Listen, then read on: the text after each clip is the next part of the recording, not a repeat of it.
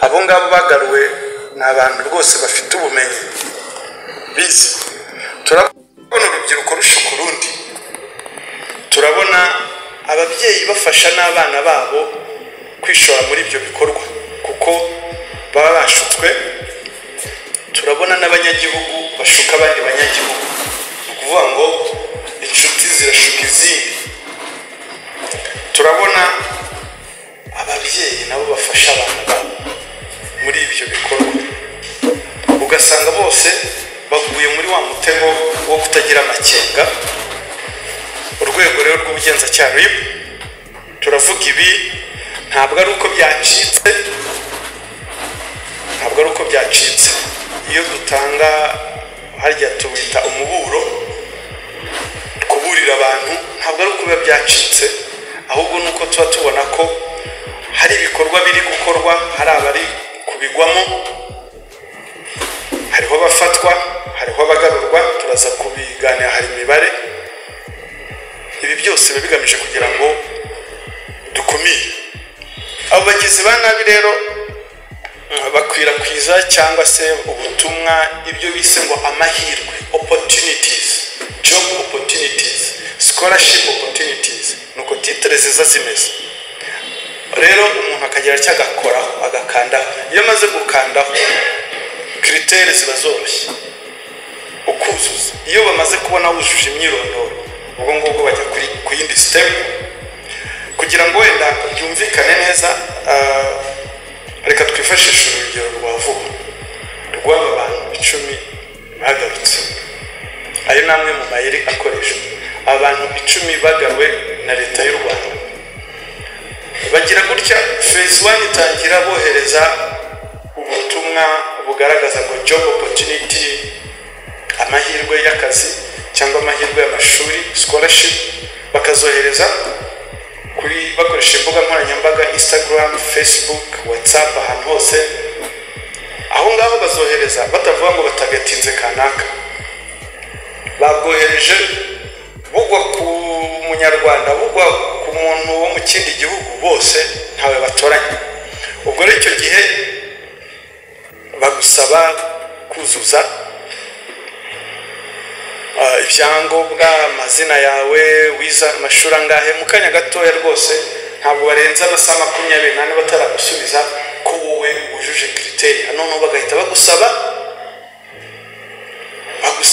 nimero ya WhatsApp, mugatangira kuvugana kuri WhatsApp bakuyobora. Icyo gihe iyo bohereje iriya link, ni nka wa murobyi watereye urushundura mu mazi, ifi ifatwa aho ngaho ntiyafite agira amakenga. Icyo gihe target y'abantu nyine niba abantu bakoresha imbuga nkoranyambaga. Twese turazikoresha, ariko turazikoresha gute? Tugira amakenga mu buryo tuzikoresha. Icyo gihe rero phase ya kabiri yo mwamaze kuvugana kuri WhatsApp bakuyobora, wujuje ibyangombwa, ubwo ugeze kuri step yo gushaka passport na visa. Ushaka passport na visa nabwo bakuyobora, ukayishaka. Haba hari aho basaba amafaranga, bakavuga ati dore rwose ntibiguhangayishe, ayo mafaranga yatange, nushaka ureba aho yaguza tuzayagusubiza igihe watangiye akazi. Mumbwire, hari ahandi mu kazi batanga ayo mahirwe ameze atyo? Na visa bazayigusubiza, amafaranga ya visa na ya passport. Ibyo byagombye kuba warning signs yuko too good to be true. Ibi bintu bishashagirana gutyo, baba bamaze kuba abantu beza cyane. Igikurikira rero, iyo umaze kubona passport, wamaze kubona visa, bajya ku yindi step ikurikira, ari step ya gatatu yo gutegura urugendo, uburyo uzagenda. Ufite visa, noneho barakubaza ati ufite ticket. Iyo nta mafaranga ufite yo kuyigura, ubwo bamaze kwizera ko wamaze kujya muri box neza, bamaze kukwemeza. Igikurikira rero, ticket kuyikugurira nta kibazo iyo nta mafaranga ufite. Nabwo iyo afite barakubwira ati nta kibazo, gura ticket wubike receipt gusa, tuzayagusubiza. Waba ntayo ufite, ntabwo bashobora gutakaza, bahita bayikugurira. Kandi iyo ticket aba ari ticket nyayo koko, ntabwo bashobora gufata risk yo gukoresha bamaze kubonamo ya mahirwe yo kugucuruza bwabugizi bwa nabi na gusi n'amahirwe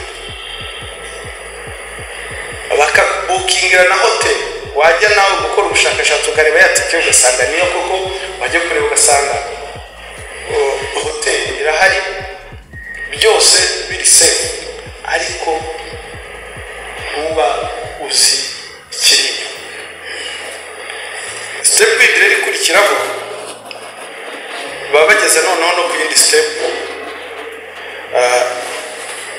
iyo urumva wabonye passport wabonye visa ufite ticket ufite booking ya hotel ubwo no gutegura urugendo hano rero gutegura urugendo bari aba traffickers cyangwa se bari abagizi bana barutegura neza details zose bakazikubwira bakagusubishamo kwa zumvise bagera naho bakumvisha ukuntu bakwigisha ukuntu igihe immigration ikubajije hari ikibazo ikubajije ugomba kumenya uko usubiza ubwo icyo gihe naho wagombye gutangira kugira amakenga umuntu uri kukwigisha kubeshya immigration iwanyu ubwo ibyo bintu biracyari bizima ibintu niba biri genuine niba kubaza urasubiza nyine uko bigomba kuba biri iyo nayo ni warning sign abantu barengaho kuri level rero y'urugendo victim baramutegura bakamwigisha uko yitwara ndetse bakagera naho bamubwira ngo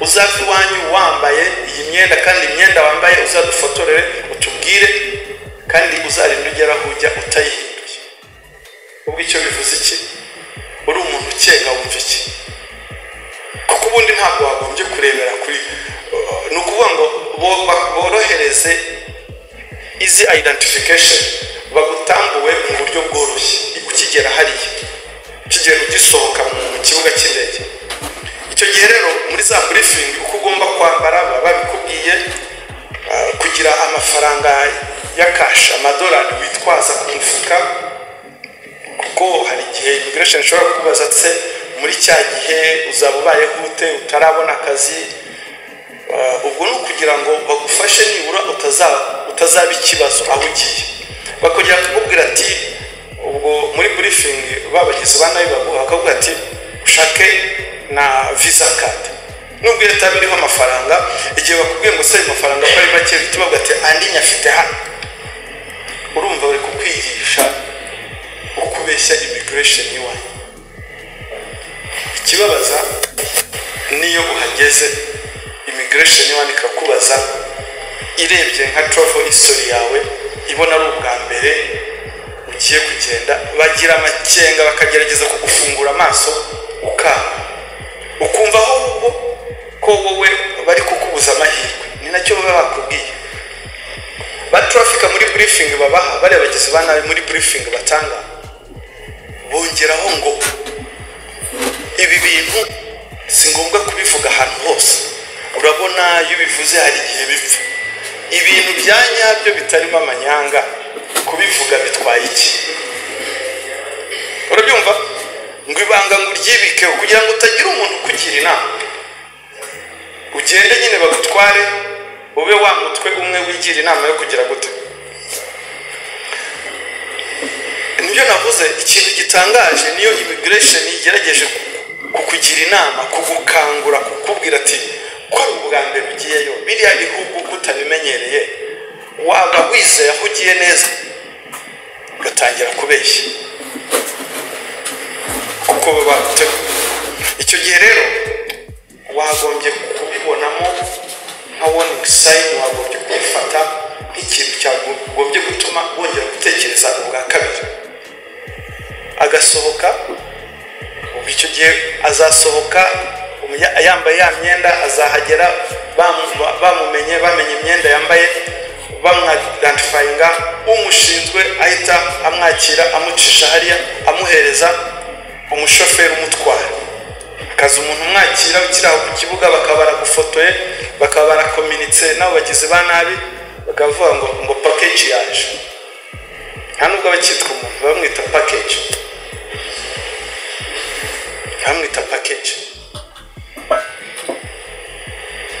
icyo gihe bagatangira rero kugutwara baguhererekanya mu modoka uva mu modoka umwe ujya mu yindi uva mu modoka ujya mu yindi ukaza kugera ahantu kuri final destination bagahita bakwaka telefone bakwaka passport. Icyo gihe ibintu biba byamaze guhinduka, byamaze guhinduka. Iyo maze kwaka passport bamaze kukwaka na telefone, ubu nta communication mu maboko yabo. Ibi rero ni inzira bano bantu bagenda bacishwamo, ariko urebye uhereye kuri ya phase ya mbere haba hari za warning sign. Warning signs ni iki? Ni red flag, ni bya bimenyetso bikugaragariza ko ibi birimo bishoboka kuba harimo amanyanga, harimo ubugizi bwa nabi. Ariko kubera ukuntu baba kwijeje, bakuryoheje akazi keza, umuntu ntabe yatekereza neza. Gukoresha abantu mu buryo butubahiriza amategeko byaba bifitanye isano na human trafficking. Tukiri phrasing gutyo, turangobone tukiri phrasing gutyo turaza kugera n'ubundi kuri icyo gisubizo cyawe. Iyo urebye gukoresha abantu mu buryo butubahirije amategeko y'umurimo bifitanye isano na human trafficking. Urugero nshobora kubaha, ngira ngo hari case nabo muzi y'abantu bafashwe bungukiraga mu mibonano mpuzabitsina y'abandi, abantu babyinaga bambaye ubusa. Ngira ngo murabizi, ukumva ngo uriya muntu afite abantu baza bagasambanywa akishyurwa. Urwo ni urugero, ariko bo hari igihe babona ko ari akazi. Ni akazi ko mu kabare guserva, ariko ngo hagera n'umukiriya ukwifuje ukaba ugomba kutabasuzugura, hanyuma hakishyurwa kanaka. Ibyo bifitanye isano rwose. We ni umukozi unafite na konti, ariko noneho iruhande hari ibyo bikorwa byo kungukira mu mibonano mpuzabitsina. Niba hari n'aho muze mujye mugitungira agatoki, bifitanye isano n'icuruzwa ry'abantu. Amahirwe mu Rwanda ni presque byantabyo. Habaye hari aho umuntu ashobora gukoreshwa akazi k'ubucakara, habaye hari aho umuntu ashobora gukoreshwa akazi k'uburetwa, kubonera gufatirana umuntu mu ntege nke ze akamukoresha akazi, aho ngaho rwose biba bifitanye isano na human trafficking. Habaye hari